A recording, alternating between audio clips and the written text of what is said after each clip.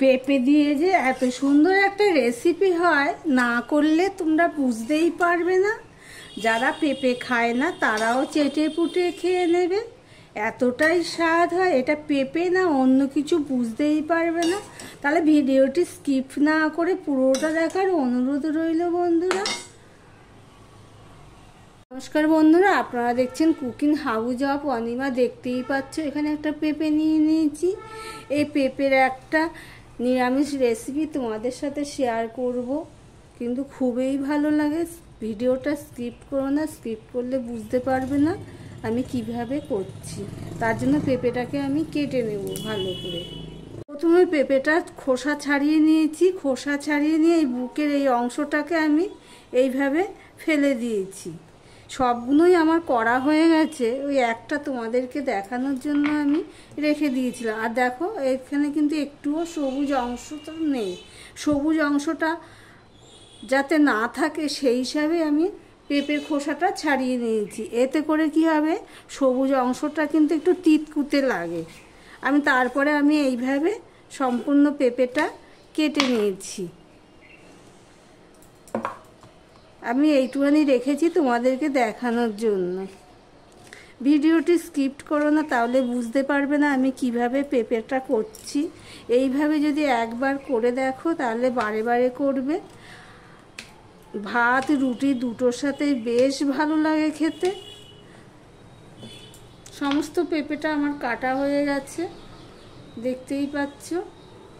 একটা কড়াই বসিয়ে দিয়েছি, কড়াইটা গরমও হয়ে গেছে।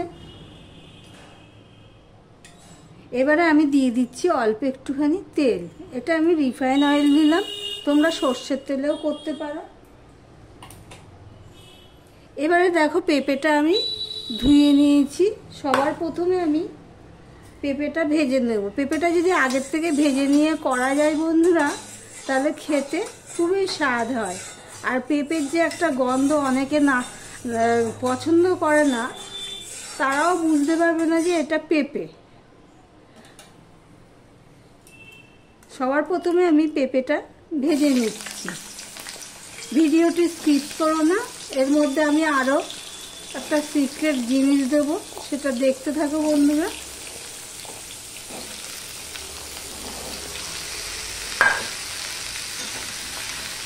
আমি একটুখানি নুন দিয়ে দেব, অল্প একটুখানি আমি নুন দিয়ে দিলাম। দিয়ে পেঁপেটাকে আমি ভেজে নেব, মোটামুটিভাবে আমি ভেজে নেব। দেখো বন্ধুরা, পেঁপেটা মোটামুটিভাবে ভাজা হয়ে গেছে। এবার আমি একটা বাটিতে এটা আমি তুলে নিচ্ছি।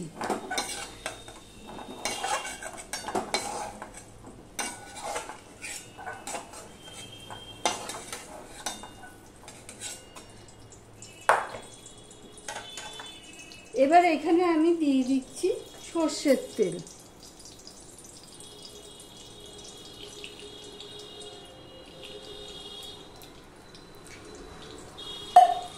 এবার আমি পেঁপের জন্য দেখো কি কি নিয়ে নিয়েছি। আলু নিয়ে নিয়েছি অল্প, একটা বড় সাইজের আলুটাকে আমি কেটে নিয়ে নিয়েছি ছোলার ডাল ভেজানো, 6 থেকে 7 ঘন্টা হয়েছে।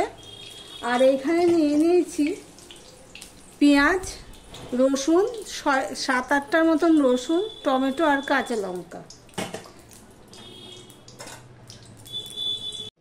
এবার দিয়ে দিচ্ছি 5 ফোড়ন 1 চামচের মতো।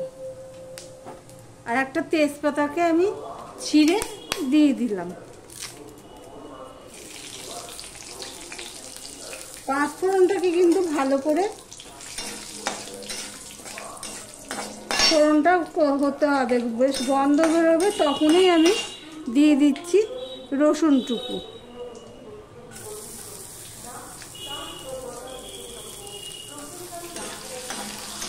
রসুনটুকু আমি দিয়ে দিলাম, রসুনটা আগে দিলাম, তারপর দিয়ে দিচ্ছি পেঁয়াজ।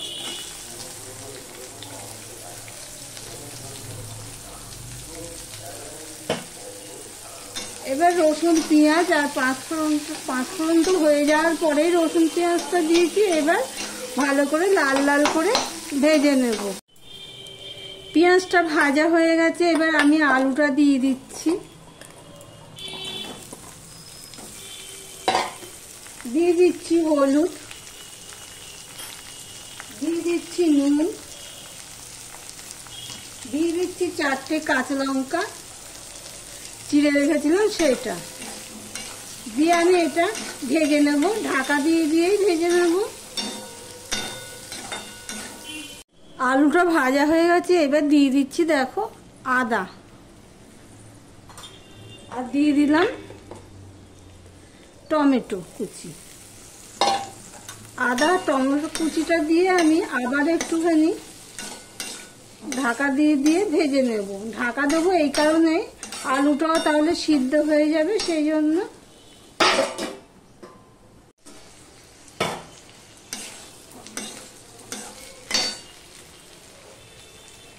এবার দিয়ে দিচ্ছি ধনের গুঁড়ো, জিরের গুঁড়ো, একটুখানি লঙ্কার গুঁড়ো, আর হলুদ তো আগে দিয়েছি হলুদ। ধনের গুঁড়ো আর জিরের গুঁড়ো আমি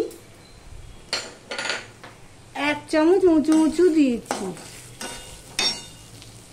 এবার দিয়ে দিচ্ছি জল।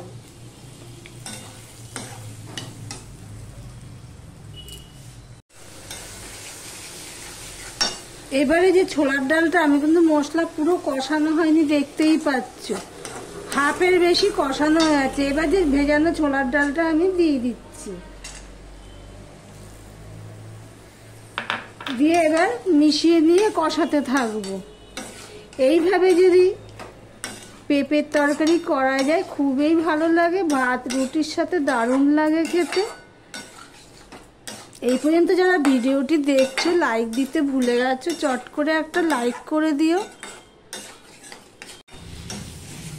প্রায় 1 মিনিটের মতন ডালটা দিয়ে আমি কষিয়ে নিয়েছি। এবার ভেজে রাখা পেঁপেটা আমি দিয়ে দিচ্ছি, দিয়ে সম্পূর্ণটা মিশিয়ে নিয়ে আমি কষাতে থাকবো।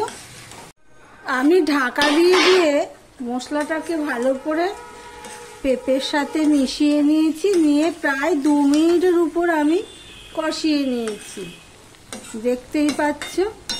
এবারে আমি গ্যাসের ফ্লেমটা বড় করে দিয়ে জল দিয়ে দিলাম। জলটা সেই বুঝে দিতে হবে যে ডালটা যাতে সিদ্ধ হয়ে যায়। ডালটা প্রায় অর্ধেকের মতন সিদ্ধ হয়ে গেছে, কেননা ভালো করে তো ভেজানো হয়েছে, রাতে ভিজিয়ে রেখেছি, ধরো সকালে রান্না করছি। এবার আমি ঢাকা দিয়ে দিলাম, যেই ফুটে উঠবে আমি গ্যাসের ফ্লেমটা লো করে দেবো। 7 থেকে 8 মিনিট আমি ঢাকা দিয়ে রান্না করে নিয়েছি, লো টু মিডিয়ামে দিয়ে। এবার দিয়ে দিলাম চিনি, চিনিটা যার যার স্বাদ অনুযায়ী দেবে। এবার দিয়ে দিলাম 1 চামচের মতন ঘি, 1 চামচের মতনই ঘি দিয়ে দিলাম।